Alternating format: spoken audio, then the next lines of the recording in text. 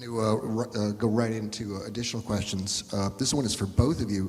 What do you think the role of free will is in determining one's choices in life? From the neuroscience perspective, can we make conscious decisions outside of the biology of the brain? And from the religious perspective, what is the ultimate underlying force of a person's decisions? Was this person listening or just writing that question? My goodness. That's a big question. It would have taken me all day to write that question. Yeah. I'll take a crack at it.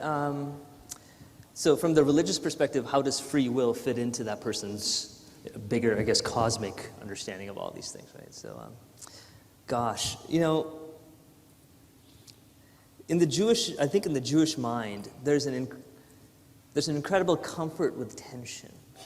And certainly for us in the West, certainly in the enlightened West, we always like to break tension. You know, you have to pick one or the other one.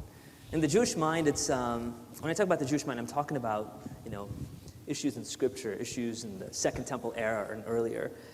It is completely okay to say that God is absolutely in control of everything, and we're the ones making choices. And for us, we'd like to say, whoa, wait, who's doing what? You know, if God's really in charge of it, if He's the creator, then He basically rigged the system up so you have no free will. Well, there's truth in that. But at the same time, they say, well, but we're the ones God has made as stewards of this kingdom. We're made in this image, which means whatever we do, we represent God in doing on earth. We are many gods that God, you know, we're many representatives of Him on earth. And there we have choices, and we could represent Him incorrectly. So I'd say the answer is both. We are absolutely accountable for what we do wrong. It is our choice to do it. But at the same time, God is in charge of everything. Stuart? So it's really interesting. Curiously, I could say the same thing without using the word God, I think. Cool. I think I could say that I think. That's cool. If I can remember what you said, I try. In the sense that I believe as a biologist, in a purely mechanistic viewpoint of biology, I believe biology is fundamentally physics and chemistry, Yes. that our brain is a chemical factory up here, that it does not, there's nothing about it that doesn't obey the laws of physics and chemistry in some deep way, and therefore it must in some sense be deterministic. It must be that you could know it. Somebody could know it. Somebody could work it out. Some evil scientist could control it, or whatever kind of thing goes on. At the same time, it's perfectly clear to me that we do, in fact, make decisions for which we have responsibility.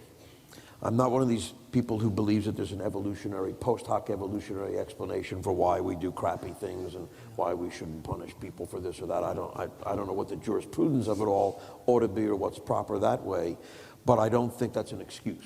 Yes. So I would say that I think, I would say human beings are unquestionably a product of evolution, but they're not only a product of evolution.